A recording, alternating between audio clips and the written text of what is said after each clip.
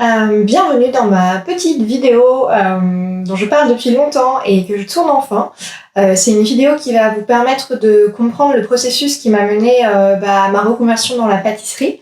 Donc en passant par donc des études, une vie professionnelle qui n'avait rien à voir avec ce que je fais aujourd'hui, un burn-out et puis toute une reconversion en fait dans un domaine artisanal puisque j'ai passé mon CAP pâtissier donc en 2018-2019. C'est une vidéo que je voulais faire depuis longtemps. Pourquoi ? Parce que quand j'avais toutes ces interrogations, donc pendant plusieurs années en fait, j'avais vraiment besoin d'avoir des personnes autour de moi, qu'elles soient réelles en fait ou fictives. J'y reviendrai, ça peut sembler un peu bizarre là. Qui aient fait en fait ce genre de changement de vie, simplement pour voir que c'était possible, pour imaginer d'autres horizons en fait, d'autres manières de faire. Donc je me suis dit que c'était une vidéo qui pourrait peut-être être utile à d'autres personnes qui sont dans un processus un peu de questionnement professionnel, que ce soit pour faire une reconversion dans la pâtisserie ou pas, parce que je pense que y a des choses qui peuvent être applicables à pas mal de situations. Même si évidemment on peut pas faire des copier-coller des événements de vie, mais ça peut peut-être résonner, vous donner de nouvelles idées ou simplement en fait un peu d'espoir entre guillemets sans vouloir être trop présomptueuse. J'ai essayé de faire un petit setup pas trop moche, je suis pas très douée pour ça. J'ai pas une maison qui est très bien pour faire des vidéos parce qu'en fait il y a pas énormément de lumière, même si elle est sympa pour plein d'autres raisons. Donc voilà, c'est le mieux que j'ai pu faire. C'est un peu formel, je dirais mon petit bureau comme si on était en entretien, mais c'est pas grave. Donc la vidéo va se structurer de manière assez naturelle par ce que je faisais avant, donc dans ma vie étudiante, professionnelle, tout ce qui a mené au burn-out, le burn-out en lui-même, la reconversion dans la pâtisserie, et après la création d'entreprise, et puis un peu la gestion au quotidien. Voilà, je vais essayer de pas faire trop long, mais je suis quand même une grosse pipelette, donc je peux pas vraiment garantir que ce soit une vidéo en 15 minutes, c'est même impossible. J'essaierai de mettre dans YouTube des chapitres, j'ai jamais fait ça, mais ça devrait être à ma portée, pour que vous puissiez regarder les parties qui vous intéressent.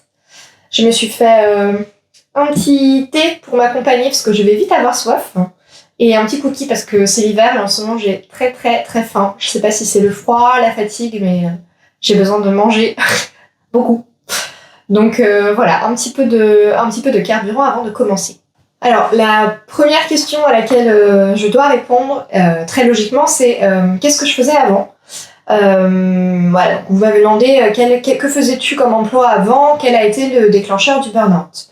Alors moi j'ai toujours adoré l'école, donc j'ai fait autant d'études que possible. J'ai pas de doctorat ni rien, mais voilà, j'ai toujours aimé apprendre. Donc après mon bac, j'ai fait Sciences Po et j'étais spécialisée dans les affaires européennes. Du coup, j'ai travaillé de 2014 à fin 2017. J'ai travaillé dans les affaires européennes à Paris. Donc j'avais un poste de chargé de projet européen, chef de projet européen. C'était quelque chose qui me plaisait pour pas mal de raisons. Parce que il y avait pas mal de recherches en fait quand je mettais au point les projets. Donc j'ai toujours aimé en fait lire, rechercher sur des thématiques que je connaissais pas. Il y avait beaucoup de relationnel, donc en plus avec une dimension européenne, donc je rencontrais des gens dans plusieurs pays, des gens qui étaient très différents, donc j'adorais en fait me nourrir en fait de ces rencontres-là. Et puis voilà, les sujets aussi étaient intéressants. Et pour rebondir du coup sur la deuxième partie de la question, c'était quel a été le déclencheur du burn-out ? En fait, mon burn-out, je pense qu'il s'est construit sur plusieurs années. Alors, avant de rentrer dans le vif du sujet du burn-out, ce que je veux dire, c'est pas des vérités sur le burn-out, c'est juste mon expérience. Je pense que c'est des choses, c'est des épisodes de vie qui ont des traits en commun, mais j'imagine qu'on les vit tous un peu différemment. Donc voilà, je suis pas en train de faire un mode d'emploi du burn-out. Je vais juste vous expliquer comment ça s'est passé pour moi. En fait, pendant plusieurs années, ça s'est mis en place dans le sens où, donc en vérité, moi j'ai toujours été motivée par le fait d'apprendre en fait. Et voilà, je bossais, j'avais des résultats, ça me motivait, ça avait du sens. Et quand je suis arrivée dans le monde professionnel, en fait, très vite, j'ai trouvé qu'il y avait... je trouvais que ce que je faisais n'avait pas beaucoup de sens pour moi. C'est-à-dire que je travaillais quand même pour des associations avec du coup des thématiques qui étaient vraiment importantes au niveau sociétal. Mais en fait, ça, je sais pas, il y avait quelque chose qui faisait que je me trouvais jamais vraiment à ma place. Je regardais mes collègues autour de moi et en fait, ça avait l'air, pour moi, ça avait l'air facile en fait de l'extérieur pour eux. Je me disais, mais en fait, ils sont motivés, ils se posent pas de questions. En fait, ils y vont, quoi. Et moi, j'avais des parties de mon travail que j'aimais et il y en avait d'autres, en majorité, où j'avais toujours l'impression un peu d'être déconnectée. De pas réussir, en fait, à me nourrir du tout de mon activité professionnelle. Donc, pendant plusieurs années, j'ai tenté, en fait, de trouver des réponses à ces questions-là dans un cercle assez restreint. C'est-à-dire que je me disais, qu'est-ce que je pourrais faire comme autre métier, mais qui soit en lien avec mon diplôme, Bac+5. À l'époque, je pense que j'avais ce schéma dans la tête. Je me disais, voilà, je mérite quand même un métier intéressant, bien rémunéré, avec des conditions de travail agréables. Voilà, donc je cherchais en fait à changer ma vie en restant dans un truc hyper restreint de Bac+5, métier socialement valorisé, qui soit en lien avec mon diplôme socialement valorisé. Donc je cherchais, mais en fait, je trouvais pas, quoi. Enfin voilà, donc j'avais l'impression de dépenser beaucoup d'énergie et que ça menait à rien. Et je pense que ça s'est fait de manière insidieuse jusqu'à l'été 2017, en fait, où je suis rentrée de vacances au mois d'août. Et en fait, là, je suis revenue au bureau. Il n'y avait pas beaucoup de monde, parce que c'était l'été. Et en fait, je me suis retrouvée... c'était très, très étrange. Je vais le dire un peu avec un côté comique, mais ça m'a fait rire 2 jours, mais après, je pleurais. En fait, j'arrivais derrière mon bureau, j'avais des tâches à faire, faire des trucs de suivi dans un dossier Excel. Et en fait, un truc qui m'aurait pris 1 heure avant, ça me prenait la journée. C'était pas de la mauvaise volonté, mais en fait, c'est comme s'il y avait plus d'influx nerveux, quoi. Il y avait plus rien qui alimentait. Et oui, pendant 2-3 jours, j'étais... c'est un peu bizarre, qu'est-ce qui se passe Moi qui avais jamais été un peu tir au flanc, je me disais, mais qu'est-ce qui se passe là en fait j'arrive pas du tout à remplir mes objectifs. Et en fait, ça s'est dégradé progressivement pendant tout le mois, si bien qu'en fait, après avoir rigolé pendant 3 jours de la personne que j'étais au bureau, je pleurais tous les soirs et je comprenais pas en fait ce qui m'arrivait. Et j'avais de plus en plus d'angoisse en fait à aller au travail, je me sentais pas à ma place. Et j'ai fini par aller voir le médecin parce que du coup j'avais aussi une immense fatigue. Je me souviens que monter les escaliers, donc là où j'habitais il y avait 2 étages, en fait j'étais toujours essoufflée. J'ai toujours été plutôt tonique, énergique. J'étais en mode mollusque en fait. Et je pleurais beaucoup. Je pleurais beaucoup, ça s'arrêtait pas en fait. Donc ma médecin généraliste a commencé par m'arrêter, je pense, 1 semaine, et puis en fait... l'arrêt s'est prolongé de fin août à début décembre, donc le moment où j'ai pu signer une rupture conventionnelle. Donc il n'y a pas vraiment eu de déclencheur. Je dirais que ça s'est fait sur plusieurs années, entre un peu une désillusion sur le monde professionnel, une année professionnelle qui a été très exigeante en termes d'efforts, sans que derrière j'ai eu l'impression qu'il y a eu de reconnaissance de cet effort-là, donc il y avait un petit peu une fracture, je dirais, dans mon métier. Et après un retour de vacances, donc j'imagine une forme de décompression, en fait, là j'ai vraiment lâché les vannes. Et les signes du burn-out, on m'a posé ensuite la question, quels étaient les signes du burn-out ? Je dirais le sentiment de pas être à sa place, presque de pas se reconnaître dans le milieu professionnel par rapport aux critères qu'on avait, les critères personnels de sa propre efficacité. En fait, tout à coup, je répondais plus du tout à ces critères-là.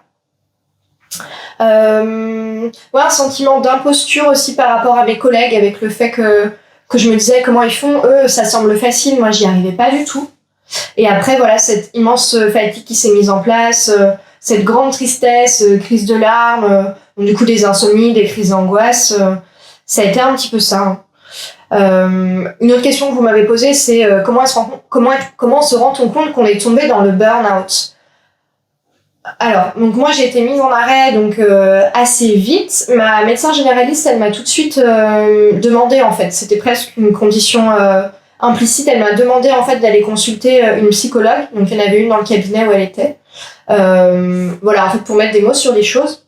Et je me souviens que donc c'était une psy qui était très très jeune.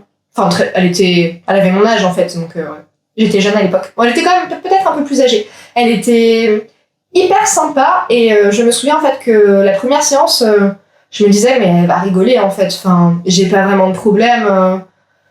Je parlais pas de burn-out, hein. Je comprenais pas ce qui m'arrivait. Et en fait c'est elle qui tout de suite m'a dit enfin pas tout de suite, après qu'on ait discuté, qui m'a dit voilà, je pense que vous êtes en train de vivre un burn-out. Et je me souviens que ça me dérangeait presque en fait parce que ça avait l'air hyper grave et je me disais que peut-être en fait c'était moi qui essayais pas assez en fait. Peut-être que je me complaisais dans cet état-là, etc. Et en fait elle a légitimé ce que je vivais, ce que je ressentais. Et donc c'est elle qui a posé un diagnostic. Je pense que toute seule, je me serais pas dit c'est un burn-out. J'aurais presque pas osé en fait prendre vraiment au sérieux ce qui m'arrivait. Donc je pense que ça peut être vraiment quelque chose de positif qui permet en fait d'avancer. Quand on a un diagnostic qui est posé par un professionnel, on se sent plus légitime. Voilà, on se dit ok en fait c'est ce que je vis. En fait j'y peux rien quoi, ça m'arrive et c'est comme ça et je suis pas responsable. Je pense que ça m'a vraiment beaucoup aidé. Une question que vous m'avez posée c'est as-tu eu des douleurs? Alors c'est vrai que il peut y avoir des symptômes physiques assez forts dans le burn-out. Donc moi je vous ai dit j'étais très très fatiguée, j'avais beaucoup de migraines, surtout avant que ça se déclenche. Mais j'ai pas eu vraiment de douleur à part cette fatigue physique, des essoufflements importants. Et après voilà, c'était des insomnies, des crises d'angoisse, des crises de pleurs. Mais non, j'ai pas eu de douleur particulière. Alors ensuite, on m'a demandé qu'est-ce qui t'a fait retrouver l'équilibre et la sérénité. Je pense que c'est une très très bonne question et j'ai eu pas mal de questions après du type comment est-ce qu'on peut vraiment garder espoir. Moi, ça fait 3 ans, 5 ans que je vis ça et j'ai l'impression en fait de ne pas sortir du burn-out. Je pense que c'est quelque chose qui demande beaucoup de temps. Je discutais avec une amie qui était à Sciences Po avec moi il y a quelques jours et qui me disait que elle avait lu des études comme quoi dans les 3 ans qui suivent le burn-out, il faut faire vraiment très très attention, être très vigilant parce que sinon on peut plus facilement retomber dedans. Et surtout, après un burn-out, on ressent beaucoup plus la fatigue qu'avant. Ceci étant dit, il faut donner du temps en fait. Et alors me concernant, je pense que j'ai eu beaucoup de chance parce qu'il s'est passé un truc assez bizarre. Peut-être que ça a une explication, mais en gros, le jour au mois d'août où vraiment en fait j'ai cru que je touchais le fond en termes genre de désespoir, mais en fait ma vie ne va nulle part. Tout ça n'a aucun sens. C'est un gâchis pas possible, mais en même temps j'ai aucune option pour changer. Et en fait, je raconte ça comme une gamine, mais ce jour-là, vraiment, je me souviens exactement de où j'étais dans mon salon quand j'ai eu cette révélation. Mais toutes ces questions que je me posais avant, comme je vous disais, voilà, je voudrais changer de vie, mais voilà, rester dans ma petite bulle, bac+5, machin. Et tout à coup, j'ai eu une réponse. Et c'est revenu en fait comme une évidence. En fait, quand j'étais jeune, j'avais le rêve avec une copine du collège d'ouvrir un jour un salon de thé. Et en fait, avec cette copine, donc Marine, si tu regardes cette vidéo, on était toutes les deux, bonnes à l'école et tout ça. Donc, la question d'une orientation professionnelle vers les métiers de l'artisanat se posait pas. Donc ça, c'est un autre débat sur le problème de l'orientation professionnelle. Mais on avait ce rêve avec cette copine-là, un jour d'ouvrir un salon de thé. Et donc tous les week-ends, pas tous les week-ends, mais dès que possible, on se retrouvait et on faisait des gâteaux chez elle. Et en fait, je l'admirais trop parce que, donc Marine, je te l'ai déjà dit, mais en fait, Marine, elle se lançait dans des trucs hyper complexes, qui me semblaient fous à l'époque, genre des lemon curd, donc c'est des crèmes au citron, elle faisait des macarons, voilà. On faisait des trucs un peu fous, quoi. Et on avait ce petit rêve-là. Et à la maison, personne faisait de pâtisserie. Ma mère est bonne cuisinière, mais c'est vrai que le dit elle-même, le dessert, c'est pas trop son truc, elle a pas la patience. Mais très jeune, en fait, j'ai commencé à... Très jeune, enfin, je dirais préadolescence, adolescence, je faisais de la pâtisserie souvent, mais je faisais des choses, moi, assez simples, en fait. Donc, je faisais des moelleux au chocolat, des banoffee, enfin, des cheesecakes, des choses réconfortantes. C'est aujourd'hui encore ce que je préfère. Et donc, le jour, désolée, mon histoire est un peu longue, mais le jour où vraiment j'ai touché le fond, et ben en fait, cette histoire d'ouvrir un jour mon salon de thé, je sais pas pourquoi, c'est revenu en fait des profondeurs, c'est remonté, et en fait, ça m'a frappé comme une évidence. Et c'était très bizarre parce que, à la fois, j'allais très mal, donc à partir du mois d'août pendant plusieurs mois, et en même temps, j'avais cette confiance en fait que ça y est, j'avais trouvé ma réponse. Et je peux pas vous expliquer en fait, c'était vraiment une certitude en fait que ma place était là, que c'était évident depuis tout ce temps-là, mais que j'arrivais pas à le voir en fait parce que j'étais engagée dans quelque chose, dans une voie professionnelle, avec un cadre social, comme je vous l'ai dit, assez fermé en fait. Voilà, j'ai un diplôme d'une grande école, donc professionnellement, ce que je peux faire, c'est ci, ça en fait, c'est pas si large.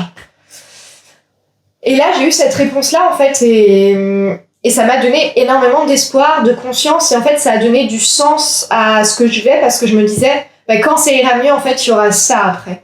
Et je pense que c'est ça qui m'a vraiment aidée à tenir. Et en même temps, pour en avoir parlé autour de moi avec des amis, proches ou moins proches, ou même des personnes sur Instagram qui sont dans ma communauté, je sais que le plus dur, en fait, c'est d'avoir cette réponse-là. Et on sait jamais, en fait, combien de temps ça va venir.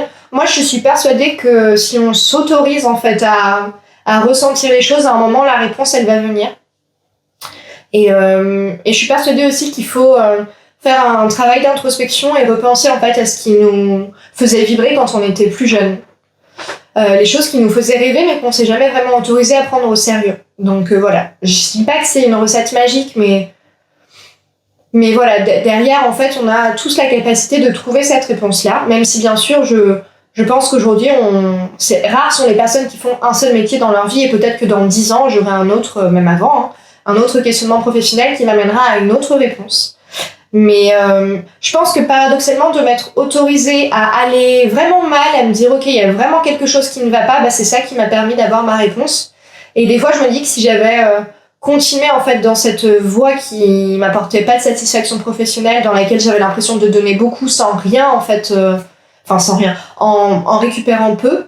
Je pense que si j'avais continué en gros à vivre la vie que je menais, c'est pas non plus l'enfer en fait. J'aurais pu continuer, mais je pense que si j'avais continué, mais en fait j'en serais au même stade, c'est-à-dire que je me poserais toujours les mêmes questions sans avoir cette réponse-là.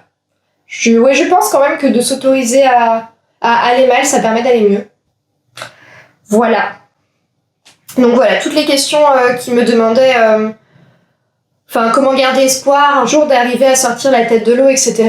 Voilà, c'est ce que je disais au début. Moi, je suis pas professionnelle. Je peux juste vous parler de ce que j'ai vécu, de mon expérience. C'est pas une recette magique. Personnellement, je pense que mon burn-out, il a été lié à beaucoup de choses, comme je vous le disais, et en fait, chacun a un contexte de vie particulier, un contexte familial, professionnel, social particulier, donc j'ai pas de réponse, mais je pense en fait quand on s'autorise à mettre un pas de côté, à sortir du chemin dans lequel on est engagé, à ce moment-là, peut-être que ça devient plus facile de trouver les réponses. J'ai l'impression de parler beaucoup, j'espère que vous vous ennuyez pas. Voilà, je vais passer maintenant à toute la partie sur la reconversion. Alors une question qui a été que j'ai trouvée très très intéressante, c'est quelle a été la réaction de tes proches. Donc la personne n'a pas précisé si c'était par rapport au burn-out ou par rapport à la reconversion. Mais bon, je trouve qu'en fait c'est lié. Alors j'ai eu beaucoup de chance parce qu'en fait, que ce soit mes parents, mon compagnon qui est devenu mon mari depuis, mes amis, je dirais que tout le monde a été très très présent et très bienveillant en fait. Même mes parents qui auraient pu dire non écoute, t'as fait ces études là, Ça nous a demandé beaucoup d'efforts, en fait, de te soutenir dans cette voie-là. S'il te plaît, réfléchis, etc. J'ai pas du tout eu ça, en fait. Ils m'ont tout de suite fait confiance. Voilà, pourtant, c'était quand même assez... c'était pas très concret à l'époque. C'était, OK, je vais arrêter et je vais ouvrir mon salon de thé. Alors, peut-être qu'ils avaient des doutes et des questionnements, mais en tout cas, ils m'en ont pas vraiment fait part. Ils étaient simplement présents. Mes sœurs aussi étaient très, très présentes. Mon mari a été extraordinaire parce que c'est lui qui m'a dit écoute, enfin voilà, parce qu'il y avait beaucoup d'interrogations derrière aussi sur OK, donc je vais quitter mon métier, même si je gagnais pas 100 000 euros par mois, j'avais quand même l'assurance d'avoir un salaire. Et bah, quand on a une vie à deux, ça compte quand même. Enfin, évidemment, c'est très très important.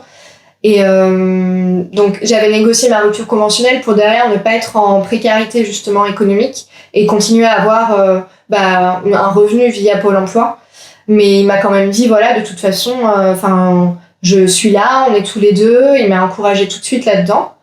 Et en fait, même à partir de là, bon, là ça devient très personnel, mais c'est à partir de là qu'on a commencé aussi à vraiment envisager notre départ de la région parisienne et notre retour en Bretagne, parce que moi je voulais ouvrir mon salon de thé, mais en Bretagne, à Dinard, donc là où j'ai grandi et là où on vit aujourd'hui. Je pense que même ça a été en fait une opportunité pour nous, presque un boost dans nos projets. Mes amis aussi étaient assez présents. Je peux pas dire qu'ils ont toujours compris en fait ce qui m'arrivait. Je crois qu'il y a l'église qui sonne 15h. Mais ils étaient quand même présents. J'avais beaucoup de messages, etc. On va dire que la seule personne qui n'a pas du tout été compréhensive, c'est ma grand-mère, mais j'ai pas vraiment de relation proche avec elle. Et le jour où on s'est mariés, donc en septembre 2019, à la mairie, vous savez, on doit dire quel est notre métier. Donc moi, j'avais mis pâtissière parce que j'avais vu mon CAP pendant l'été et elle était trop choquée que je dise ça, quoi. Comme si, diplômée de Sciences Po, c'était un métier, elle aurait préféré que je mette ça, quoi. Mais bon, je pense qu'il y a un choc générationnel là. Mais non, sinon, tout le monde a été très soutenant. C'est pas très français, je pense, mais j'ai eu de la chance d'être entourée, que les personnes prennent au sérieux ce truc qui était un peu un rêve, en fait. Donc, merci. Je vous ai remercié quand je pouvais le faire, mais voilà. Je pense que c'est très important aussi de pas se sentir seul pour faire ces choix-là, quoi. Donc, voilà. Si ça vous arrive, je vous souhaite d'être bien entouré. Et de choisir aussi les personnes qui vous entourent, c'est important. Je pense que j'avais des collègues dont j'étais pas forcément très proche, mais qui comprenaient pas pour le coup du tout ce que je vivais, qui comprenaient pas le fait en fait que j'avais besoin, par exemple, de ne pas recevoir de messages de leur part pendant mon arrêt. Mon directeur aussi de l'époque comprenait pas qu'il fallait pas m'envoyer de messages, etc. Parce qu'en fait, ça me déclenchait des crises d'angoisse, tout simplement. Mais c'était quand même assez isolé. Voilà. Alors, la question qui a été posée, mais je pense que j'y ai répondu, c'est comment as-tu su vers quelle voie te tourner? La pâtisserie était-elle une évidence? Donc, c'est revenu comme une évidence, une certitude, et ça m'a plus quitté, même encore aujourd'hui. Donc, ça fait presque 6 ans, ça fait 5 ans et demi. Donc, oui.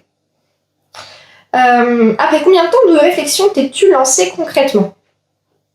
Alors, du coup, j'ai eu ma rupture conventionnelle en décembre 2017.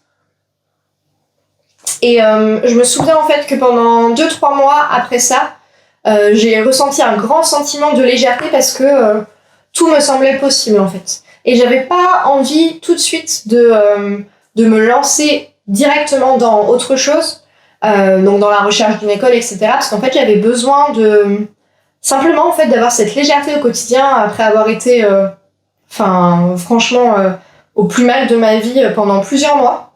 Donc, je me suis pas tout de suite lancée dans la recherche d'une école. Après, avec Pôle emploi, je crois qu'en mars, j'ai commencé un petit peu une sorte d'accompagnement, une sorte de remobilisation en fait pour développer la réflexion sur mon projet. Et à partir du printemps, donc avril-mai, j'ai vraiment commencé là à candidater dans des écoles. Donc j'étais en région parisienne à ce moment-là, donc j'ai candidaté au départ chez Ferrandi. J'ai eu un entretien et j'ai pas été prise. Donc ça, je l'ai appris pendant l'été. J'étais hyper déçue. Et pour tout vous dire, je pense que si j'ai postulé aussi à Ferrandi, c'est parce que derrière, il y avait... je me mets à nu, mais il y avait le côté assez élitiste, en fait. C'est Ferrandi, c'est situé à Saint-Germain. Donc là où était Sciences Po, je pense qu'il y avait aussi ça. Ils ont ce côté très voilà élitiste, c'est la meilleure école de cuisine, pâtisserie de France, etc. En fait, j'ai pas été prise, j'étais sur liste d'attente. Et donc très très très déçue et un petit peu perdue en fait. Qu'est-ce que je vais faire? Je me souviens que ouais, au printemps, je me disais d'accord, c'est bien, je vais faire mon CAP, mais derrière en fait, j'ai pas 50 000 euros pour mettre à bien. Pour mener à bien un projet après mon diplôme. Enfin, ok, je vais passer mon CAP, mais qu'est-ce que je vais faire après? J'avais un peu ces questions-là. Et en fait, je pense que la clé dans ces moments-là, c'est juste de mettre un pied sur le chemin. Et en fait, les réponses, elles vont venir petit à petit.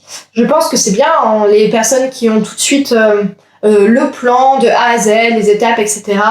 Moi, je sais qu'en fait, c'est pas ma manière de faire. Je sais que souvent, une idée va mener à une autre et en fait, je vais commencer quelque chose et ça va pas forcément m'amener là où je l'avais imaginé au début. Donc, j'ai quand même essayé de prendre sur moi à cette époque-là pour me dire, déjà, tu passes ton CAP, puis après, on verra. Donc, en septembre ou octobre, je sais plus, je me suis dit, ok, bon, faut pas rester sur ton échec de Ferrandi. Puis, il y avait aussi les mois, vous savez, d'allocation Pôle emploi qui défilaient. Donc, j'avais un peu peur pour ça. Il faut que tu postules dans une autre école. Et en fait, j'ai postulé dans une école qui s'appelle l'EBP, l'école de boulangerie et de pâtisserie de Paris, qui est située près de Cours-Saint-Émilion, donc près de Bercy à Paris. Et en fait, j'ai eu un feeling hyper bon, parce que c'est une école donc c'est une très bonne école, mais elle est beaucoup plus petite que Ferrandi. C'est que de la boulangerie et de la pâtisserie, et de la chocolaterie, enfin voilà, tous ces métiers-là, mais il n'y a pas de cuisine. C'est beaucoup plus restreint. Les locaux sont très agréables. L'équipe professorale était vraiment très très bonne. Dédicace à mon formateur Jean-Marc, qui était vraiment génial. Et c'était beaucoup moins formel. J'ai envie de dire snob, mais c'est pas très gentil. À Ferrandi, en fait, c'est une école d'excellence. Hein, et je remets pas du tout ça en cause, mais voilà, la personne qui m'interviewait pendant l'entretien, elle était en costume. Il fallait limite que j'arrive avec mon business plan. Enfin, c'était vraiment, on vous prend que si vous êtes déjà sûr de tout. À l'EBP, on m'a prise parce qu'ils ont vu que j'avais un potentiel, une motivation, un projet quand même. Mais il y avait moins de pression. Donc du coup, j'ai postulé et en fait, j'ai été prise. Et c'est très drôle parce que j'ai été prise donc en octobre et c'était pour commencer en novembre. Et en fait, moi, j'ai complètement paniqué en mode non mais je suis pas prête. Dans ma tête, c'était pas ça. J'allais pas commencer tout de suite. Je le fais pas. Donc grosse panique, je pense, parce que le truc devenait vraiment concret. Et finalement, donc j'y suis allée. Je crois que j'ai commencé la formation le 2 novembre. Et c'était à l'arrache parce que du coup, je pense que ça s'est fait en 2 semaines. Ils ont une place dans la promotion de novembre. En fait, il y a eu un désistement, donc ils m'ont proposé. Moi, je pensais commencer en janvier. Enfin, vous voyez. Et voilà, en fait, ça a commencé comme ça. Et ce qui est très drôle, c'est que je crois que le premier ou le deuxième jour de formation, là, il y a eu Ferrandi qui m'a appelé pour me dire oui, on a eu un désistement. Est-ce que vous voulez venir? Et en fait, je me souviens que je me sentais tellement bien à l'EBP. Bon, c'était après un court laps de temps, mais je dis non, en fait, je suis bien là où je suis, en fait. Voilà. Donc voilà comment ça s'est fait. Tout ça pour dire que, en fait, j'espère que vous êtes toujours motivés, que vous êtes toujours là, parce que j'ai l'impression que ma vidéo commence à être un peu longue, mais souvent quand on voit des portraits de personnes qui se reconvertissent, on a un peu l'impression, vous savez, que c'est le truc qui se fait hyper rapidement. Souvent c'est, en tout cas moi je vois dans mon domaine de la cuisine, de la pâtisserie, souvent on a l'impression que c'est des personnes qui ont du capital, donc qui tout de suite après leur diplôme peuvent mettre en œuvre un projet. Et je trouve que c'est surtout ces profils-là qui sont médiatisés. Et des profils qui ressemblent beaucoup en fait au profil que j'avais, c'est-à-dire diplômés de grandes écoles, de machin, qui décident d'avoir un métier avec les mains, enfin voilà. Et en vrai, ce discours médiatique me gaffe beaucoup parce que derrière, en fait, une reconversion, ça prend du temps. C'est beaucoup d'incertitudes à toutes les étapes, en fait. Et on n'a pas tout de suite la réussite immédiatement. Voilà, moi, j'ai pas été prise à Ferrandi. Pendant 1 mois ou 2, je me suis dit, oh là là, je suis vraiment nulle, je vais pas y arriver. En fait, non, j'ai trouvé une école qui me correspondait plus. Et voilà, en fait, ce que je veux dire, c'est que derrière, il faut pas perdre espoir parce que tout à coup, il y a un petit caillou qui se met dans votre route. La vérité, c'est qu'une reconversion, c'est très dur, ça prend du temps. Ensuite, on en parlera pour avoir un business qui fonctionne, ou alors simplement si on veut être salarié, trouver un poste après. Ben, c'est des choses en fait qui se font sur plusieurs années en fait, comme tout simplement quand on commence des études, bah ça met pas simplement 1 an en fait pour y arriver. Donc voilà, c'est mon message derrière, un peu un coup de gueule par rapport à ce qui est véhiculé dans les médias sur ces routes qui ont l'air presque faciles, vous voyez. Bah non, en fait, c'est pas le cas. Une conversion, c'est très très long. Bref. Donc, finalement, pour répondre à la question que j'ai posée il y a 10 minutes, après combien de temps t'es-tu lancé concrètement ? Du coup, il s'était passé un peu moins d'1 an entre le moment où j'ai signé ma rupture conventionnelle et le moment où je suis rentrée en formation. Il y a eu 11 mois, en fait. Voilà. Donc, après, j'ai eu mon CAP dans l'année qui a suivi. Mais avant de parler de ça, je vais peut-être poser la question qui était quel était le rythme de travail pendant l'année du CAP ? Donc, moi, j'ai passé un CAP pâtissier, donc le rythme de travail était effréné. C'est-à-dire que c'est plusieurs mois de formation non-stop. C'est-à-dire que vous enchaînez entre les cours, les stages dans une discipline qui est très très physique. Je pense que j'ai jamais été aussi maigre de ma vie que quand j'étais en fait en pâtisserie, parce que c'est crevant, les horaires sont des horaires de malade, on passe notre vie à porter des trucs hyper lourds, et quand on n'est pas à l'école, et si on travaille pas le week-end, on est à la maison à réviser les recettes, à préparer l'examen, l'examen théorique avec mon niveau d'études, il me semblait très accessible, c'était pas quelque chose qui était difficile. En revanche, la pratique, ça demande évidemment beaucoup d'apprentissage, de faire, de refaire, pour que ça devienne en fait une seconde nature. Donc le rythme de travail était non-stop en fait, c'est-à-dire que je faisais rien d'autre. Mais j'étais très contente. Je passais mes week-ends ou alors les soirs à pâtisser. Dès que j'avais 2 heures, en fait j'étais toujours dans ma cuisine. Donc mais il faut être prêt. Travailler aussi dans ce domaine-là, ça implique que vous mettez les pieds. Si vous avez vécu une vie de salarié, cadre, machin avant, en fait là vous mettez des pieds dans un univers avec des codes totalement différents, une manière d'appliquer aussi le droit du travail qui est très différente de ce que j'avais connu jusqu'à présent. J'ai fait des stages qui étaient plus ou moins faciles. Donc il y a une autre question qui était combien de stages as-tu fait ? Est-ce que tu as essayé d'en faire plus que nécessaire ? En fait, c'était pas possible d'en faire plus parce que j'étais à l'école. Donc ça, c'est des questions qui se posent... quand j'étais pas en stage, j'étais à l'école. Donc ça, c'est des questions, je pense, qui se posent pour les personnes qui sont en CAP à distance.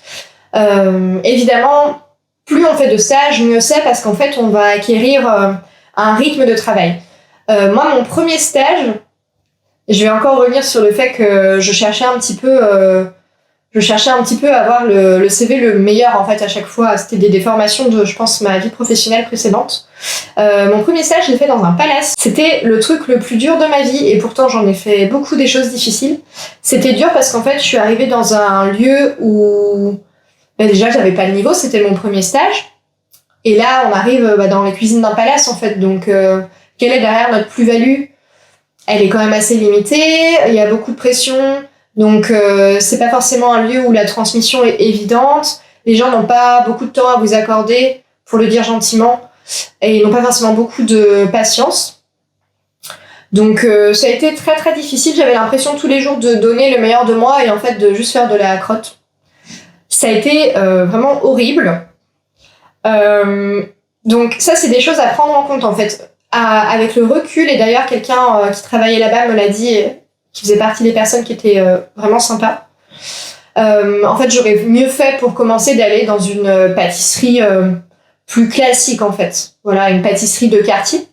Ça aurait été mieux en termes de formation. Et d'ailleurs, mon autre stage, je l'ai fait aussi à Versailles, mais dans une pâtisserie qui s'appelle Bigot, où là, pour le coup, j'ai été accueillie avec une équipe très, très jeune, en fait, hyper sympa, intéressée aussi parce que j'avais à apporter par le projet que j'avais derrière, donc qui comprenait en fait mes motivations et qui essayait de me donner le plus d'opportunités d'apprendre sans stress, sans panique, en me donnant des vraies missions que je pouvais faire de A à Z. Et c'était très très valorisant, ça m'a donné beaucoup confiance. Donc voilà, si vous êtes encore en train de penser à vos stages, pensez à ça en fait. Il n'y a pas simplement ce qui fait beau sur le papier, il y a la réalité en fait de ce que vous allez apprendre, du contexte d'apprentissage. Et tout ça, ce sont des choses qui comptent. Et voilà, ne pensez pas simplement à votre CV. Surtout, en fait, je pense après le burn-out que j'avais vécu, en fait, d'aller dans un environnement de palace où il y a énormément de stress, où les gens n'ont pas le temps d'être gentils. En vrai, c'était pas du tout le bon choix. Avec le recul, je l'aurais pas fait. Donc moi, j'ai eu mon CAP en juillet 2019, c'est ça. Et la question qu'on m'a posée, c'est est-ce que ça a été dur de dire au revoir à ton métier ?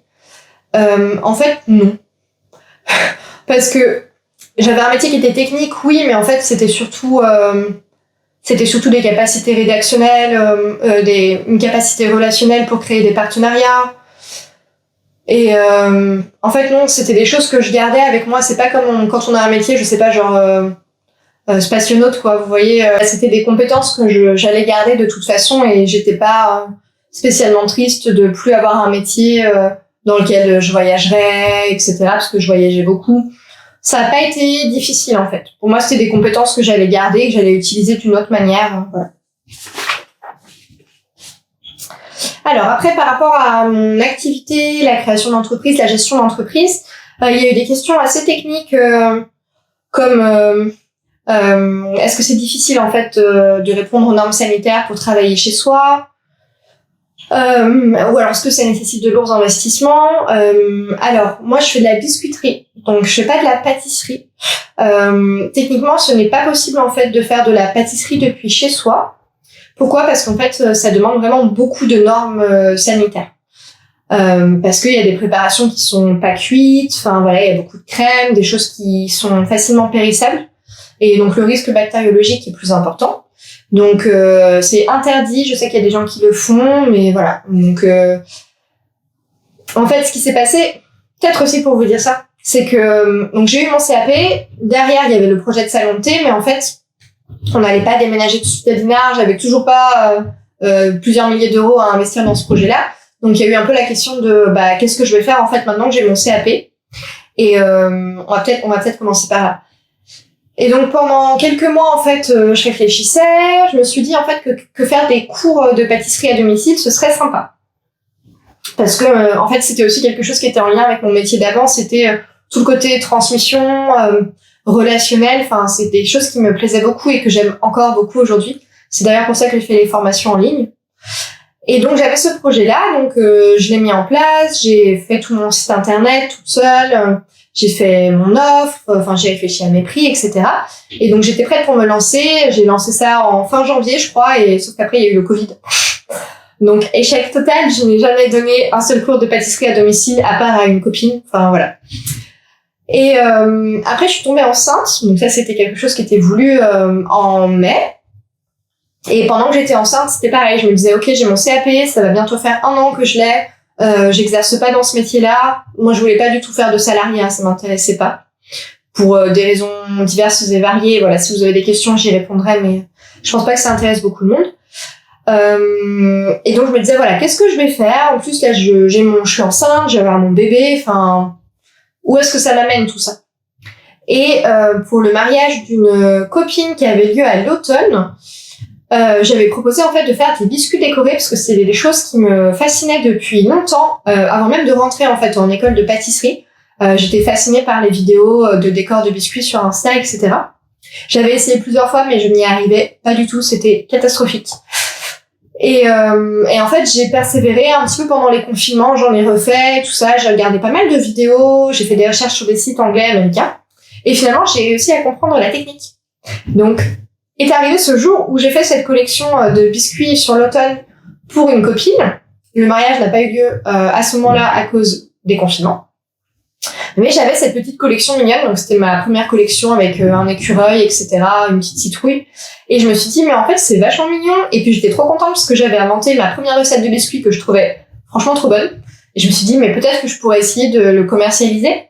Qui sait, je vais essayer. J'avais une toute petite communauté sur Insta à l'époque, il y avait moins de 1000 personnes sur mon compte. Je me suis dit, bon, c'est pas grave, en fait, s'il y a 5 personnes qui achètent, c'est pas grave, quoi. C'est déjà ça, ce sera un exercice, etc. Et en fait, je me suis lancée là-dedans un petit peu par hasard. Et donc, pour revenir à la question de base qui était comment est-ce qu'on fait pour adapter son domicile à des normes sanitaires. En fait, en biscuiterie, on a le droit de travailler à domicile dans une certaine mesure de temps et de chiffre d'affaires qui est pas très très clair. Donc, orientez-vous auprès de votre chambre des métiers de l'artisanat. Et après, en fait, moi, je respecte les normes sanitaires. Par exemple, j'ai un frigo dans une pièce séparée, donc mon bureau. J'ai un frigo juste derrière qui sert à mes préparations, à stocker toutes mes préparations. Quand je me suis inscrite auprès de ma chambre des métiers de l'artisanat, que j'ai créé en fait mon statut d'auto-entrepreneur, ils m'ont simplement demandé la preuve de mon CAP que je leur ai communiqué, et en fait c'est tout. Derrière, avec le CAP, vient aussi des bonnes habitudes en termes d'hygiène. Donc voilà, mais ça c'est aussi propre à chaque CMA, donc renseignez-vous. En tout cas pour la biscuiterie, c'est possible.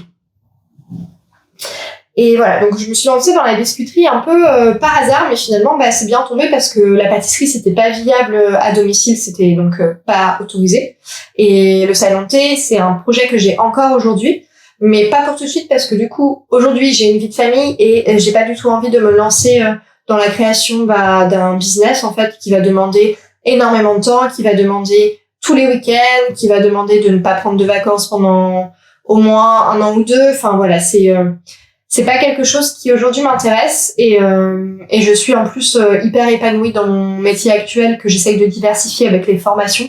Donc voilà, tout ça pour vous dire par rapport à ce que je disais tout à l'heure que quand on se lance dans un chemin, on sait pas forcément où ça va nous mener en fait. C'est-à-dire que quand j'ai passé mon CAP, même quand voilà, j'ai demandé ma rupture conventionnelle, enfin j'imaginais pas du tout derrière avoir une activité dans la biscuiterie.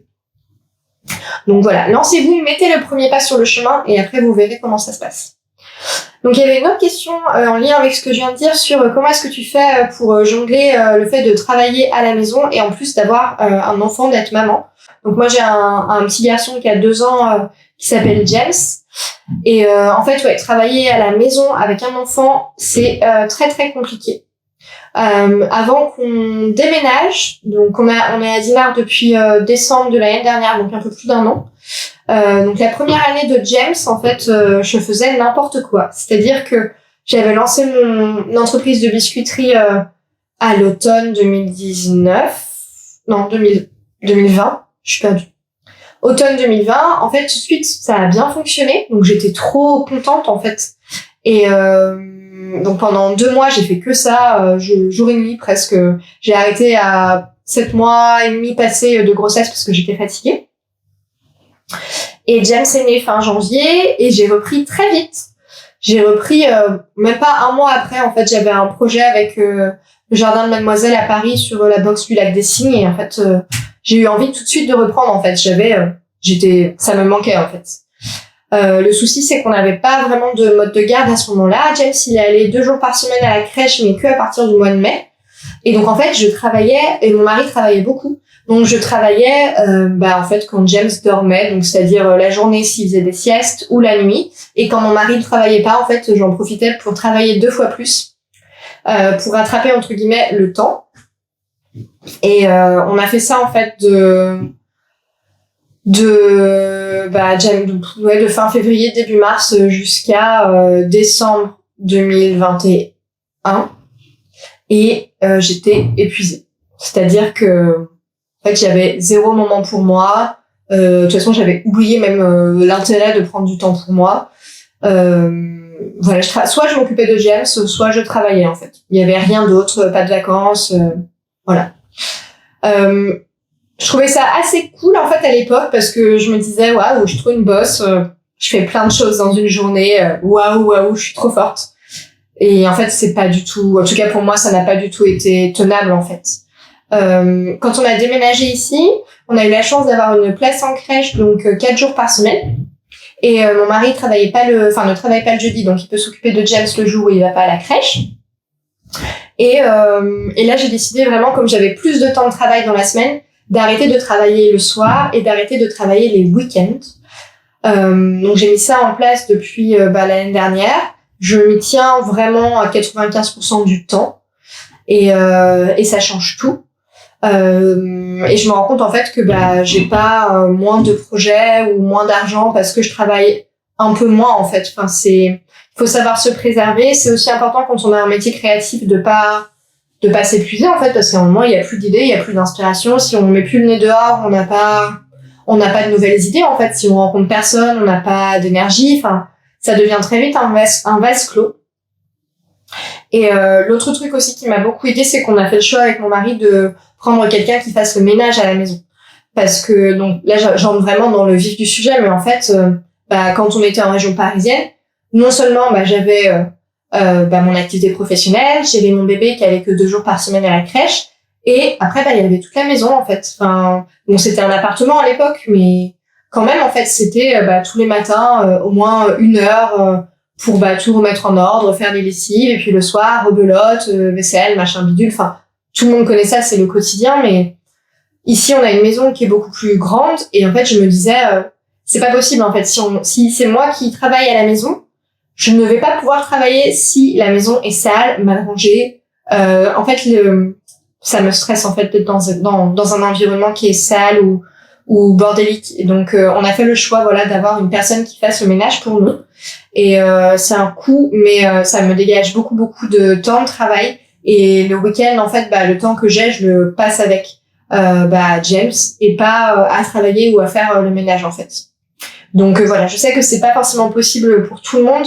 Mais moi je vous le dis, c'est vraiment quelque chose qui m'a beaucoup aidé. Donc si vous avez la possibilité de le faire, ou si ça vous pose question, renseignez-vous sur les tarifs, sachant que c'est des choses qui sont quand même défiscalisées en partie. Donc c'est pas forcément aussi inabordable qu'on peut l'imaginer. Moi je pensais que ça reviendrait plus cher que ce que ça nous coûte chaque mois, et vraiment ça fait une différence énorme dans la qualité de vie. Après, j'ai eu des questions un peu plus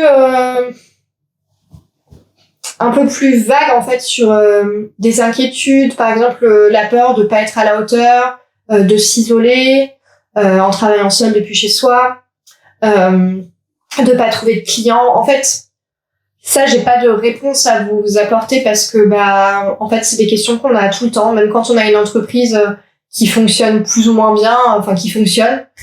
On se pose toujours ces questions-là, on est toujours en train de remettre en question notre mode de fonctionnement, essayer de trouver des meilleures manières de faire pour se sentir mieux, être plus efficace. Je dirais qu'en fait, quand on est encore en voie de questionnement, c'est pas ces questions-là qui doivent être prioritaires. Parce qu'en fait, dans tout métier, dans toute situation professionnelle, il y a toujours, en fait, ces questionnements-là, d'une manière ou d'une autre, en fait. Même quand on est salarié, ça va se manifester autrement, mais, je comprends que ces questionnements soient là, mais c'est pas eux qui doivent prendre les décisions à votre place. On trouve des solutions, on s'adapte. Moi, je me rends compte souvent en fait que quand j'ai des périodes un peu de remise en question, j'ai l'impression que ce que je fais, c'est pas à la hauteur de ce que j'aimerais, c'est pas forcément ce qui plaît à mes clients, etc. C'est des épisodes qui sont durs, mais c'est souvent là aussi que je rebondis, que j'arrive à imaginer d'autres choses. Donc voilà, c'est des choses qui sont inévitables, qui sont, je pense, importantes dans une certaine mesure. Donc pour ça, j'ai pas de réponse précise. Et une autre question, c'était la création d'entreprise, les statuts, etc. Est-ce que ça a été difficile ? Donc en fait, ce que je vous disais, moi j'ai pas trouvé ça du tout difficile. J'ai tout fait en ligne. Aujourd'hui, c'est possible. Une fois que j'ai fait ma création d'entreprise, il y a ma CMA qui m'a contactée pour me demander mon justificatif de diplôme. Donc j'ai envoyé mon CAP, j'ai eu mon CIRE après. Donc voilà, j'ai fait le choix d'être en régime d'auto-entrepreneur parce que c'était le régime le plus simple en termes de comptabilité, de frais, etc.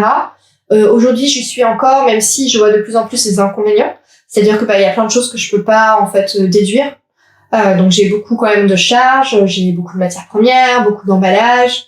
Enfin voilà, c'est quand même des coûts importants. Et il y a une comptabilité qui est simplifiée, qui a des avantages, mais si mon activité continue à se développer, à un moment, je devrais changer de statut, mais voilà. Et une dernière question, c'est aujourd'hui, est-ce que tu arrives à vivre de ton activité ? Est-ce que tu vis mieux ou moins bien que quand tu étais salarié ?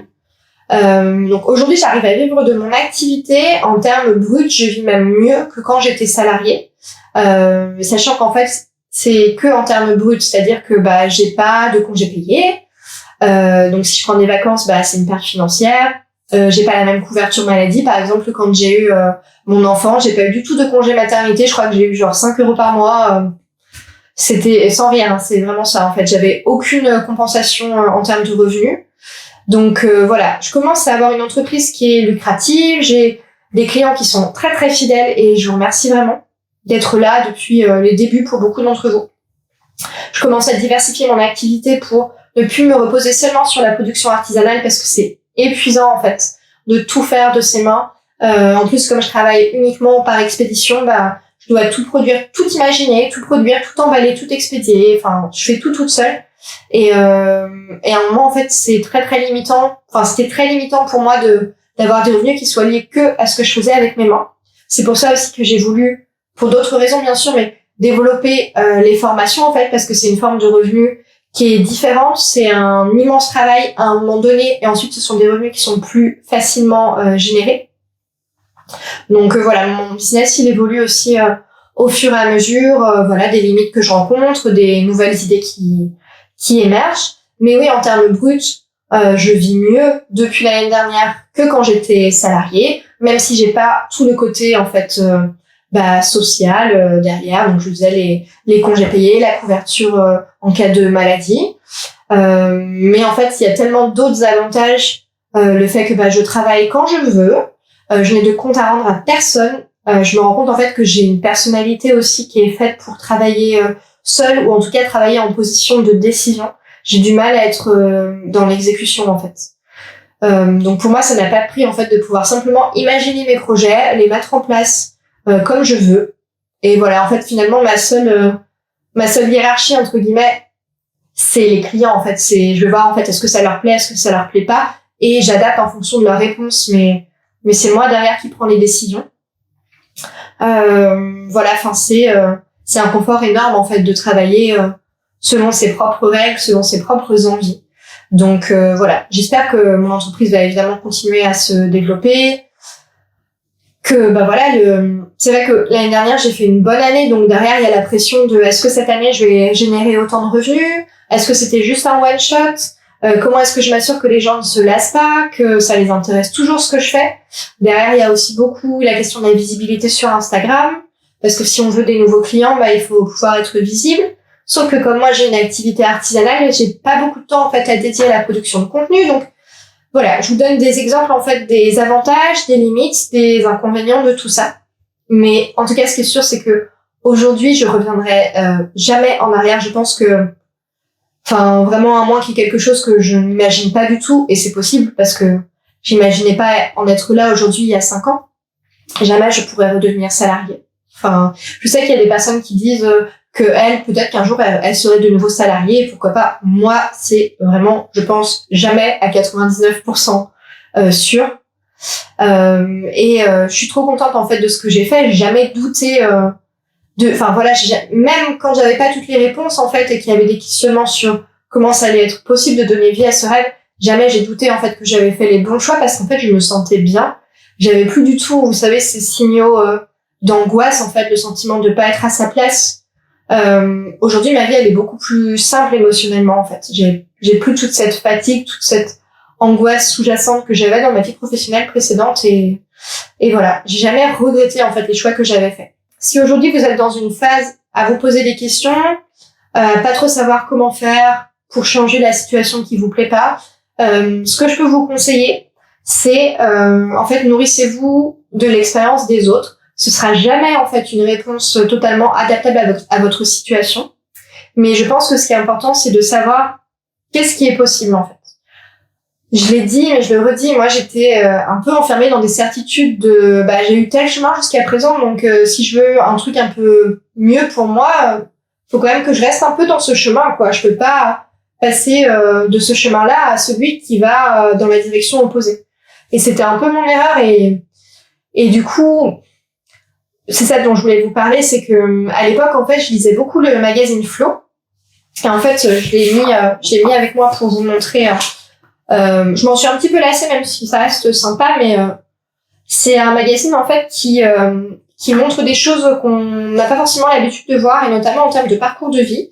Et dans chaque magazine, il y a une rubrique au début qui s'appelle vous faites quoi en ce moment, je crois. Oui, voilà, c'est ça. Et en fait, il y a à chaque fois, je crois, 3 portraits de personnalités plutôt créatives. Et voilà, donc avec une interview, des photos. Et en fait, il y a beaucoup de personnes qui sont donc dans le magazine, qui faisaient des choses totalement différentes avant.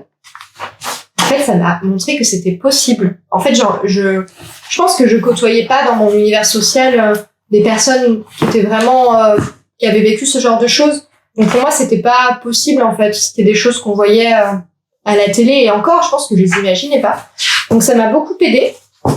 Il y avait aussi le podcast que j'ai écouté déjà, j'étais déjà en reconversion, que j'ai écouté un peu, c'était Déviation ou Les Déviations, qui interviewe pareil des personnes qui ont changé d'orientation professionnelle.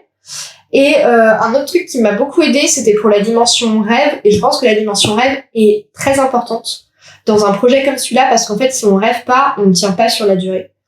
En tout cas, c'est ma manière de voir les choses.